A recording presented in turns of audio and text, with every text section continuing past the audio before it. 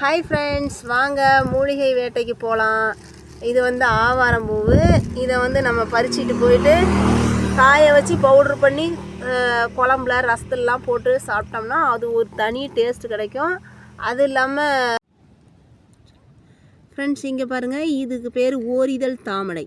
ஓரிதழ் தாமரை இங்கே பாருங்கள், ஒரே ஒரு இதழ் இருக்கா. தாமரை போட இதழ் வந்து ஒன்றே ஒன்று இருக்க மாதிரி இருக்கும்.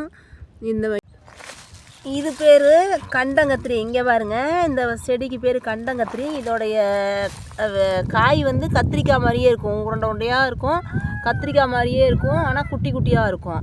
இது அடியில் தான் அந்த காய். இதுக்கு பேர் அரிவாள் மனை பூண்டுன்னு சொல்லுவாங்க ஃப்ரெண்ட்ஸ். இங்கே பாருங்கள், இதில் பாருங்கள் ரொம்ப மைன்ரூட்டான பூ இருக்கும் பாருங்கள். இப்படி வளர்த்தியாக இருக்கும். இதில் மைன்ரூட்டான பூ அடியிலேருந்து வளர்ந்துக்கிட்டே வரும். இது வந்து தோல் நோய்க்கு அற்புதமான மூலிகை ஃப்ரெண்ட்ஸு. இதை அரைச்சி நம்ம தோலில் எந்த வியாதி இருந்தாலும் அதுக்கு நம்ம இதை அரைச்சி அந்த சாரம் பூசினோம்னா அவ்வளோ ஒரு நல்லா கேட்கும். அரிவாள் மனை பூண்டு இதுக்கு பேர்.